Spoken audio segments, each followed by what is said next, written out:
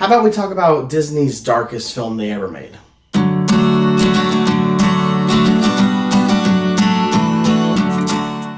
Oh, hi, Mark. Hey travelers, welcome back to Roberto's Room. So if you remember back in the Snow White video, I made a reference to having seen Black Cauldron. I honestly don't remember, prior to my mentioning that, having ever seen Black Cauldron before. And actually my wife recommended we watch it, which I'm so glad that she did. It recently got a 4K upgrade, believe it or not, about a year ago. And I remember picking it up, but we had not been able to watch it. So I figured, let's give it a shot. And that's when I watched it and I referenced it in the Snow White bomb video. And you know which one I'm talking about, of course.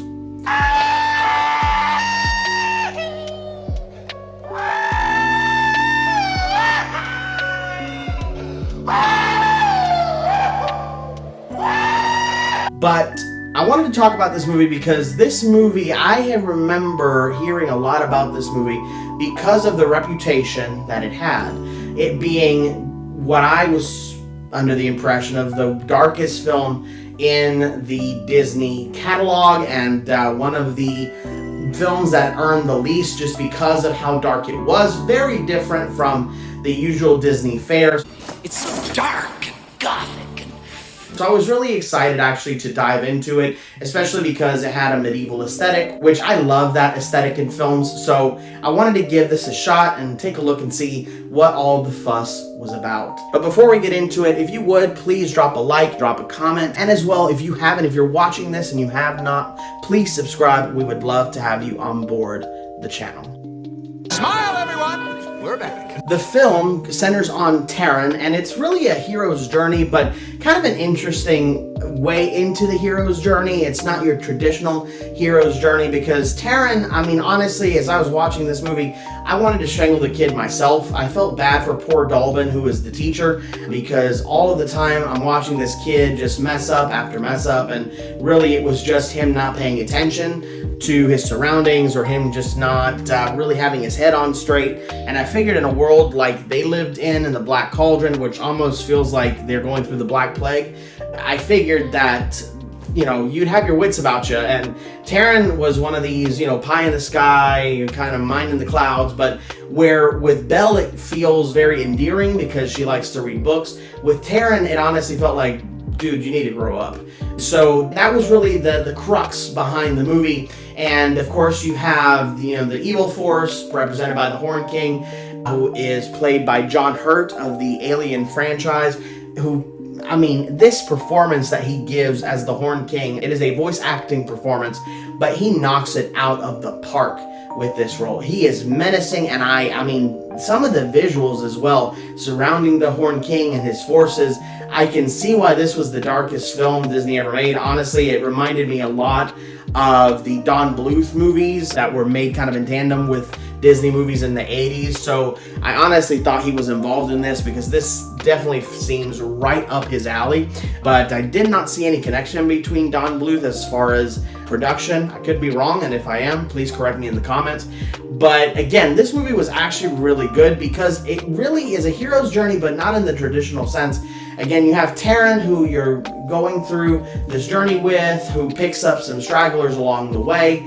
And his hero's journey is not the traditional one in that he gets out of scrapes, but it's more of convenience than it is of his actual heroism. So it's really interesting to see not only his story, but also the others that are along with him for the ride. Notably, Princess Eilonwy and Gurgi, who Gurgi is the one that steals the show, and I think Gurgi is the heart of this film. Without Gurgi, I don't think this film works as well, partially because it is through Gurgi that Taran learns the meaning of sacrifice and what it really means to take responsibility. And I really appreciated that because you have this character in Gurgi who comes off very Gollum, Smeagol-like, but more Smeagol than Gollum in that he comes off much more sympathetic, although you know he's out for his own means until, of course, he sees that he has a group of people around him in Princess Eilonwy, as well as a bard that they have with them that is kind of funny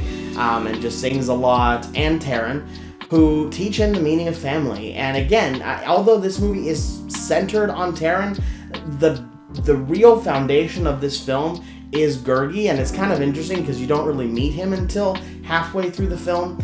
But without him, this movie would not be as impactful, and he really is the one that teaches sacrifice to our protagonist, to Taran, and it makes the movie. Like I said, there's a lot of great lessons in this movie, and that's why I wanted to talk about this movie, because although, yes, it is a dark film, and Disney did not shy away from the dark elements, there are things that I found creepy, even as an adult. But the lessons that are taught in this movie, as well as the avenues that are used to teach those lessons, showing the darkness before the dawn, if you will. The night is darkest just before the dawn. And I promise you, the dawn is coming.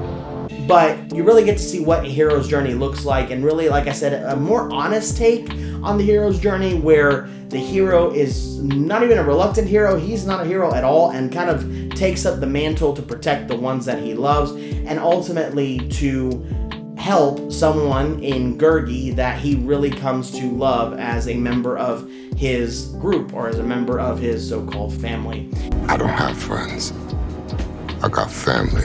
I love the way that the movie resolves. Again, you have some really dark imagery, especially whenever you're around the Horn King. And in many ways, it is between the Horn King and Gurgi that the show is stolen.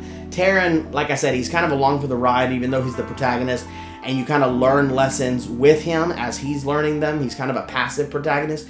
But because the other characters are so well constructed, the movie actually works phenomenally well. So, like I said, I highly recommend this movie. I can't believe this was seen as the dark horse of Disney, although I can see why, because of the dark elements. But honestly, there is a whole lot to love here. And if you have not checked it out, probably because you thought it was too dark, I would definitely consider watching it, because it is, like I said, it is old-fashioned Disney, maybe a little bit darker than you're used to, but you get really good lessons, you get really good characters, and it all is wrapped up in a neat little bow, the way Disney does best.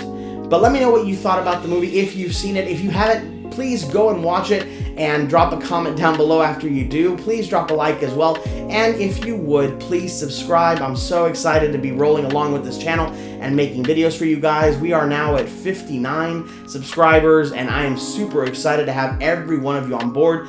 And as well, if you are watching and you have not subscribed, please join us. I would love to have you on board as well. Thank you so much for joining me for this review, Traveler, and as always, go with grace.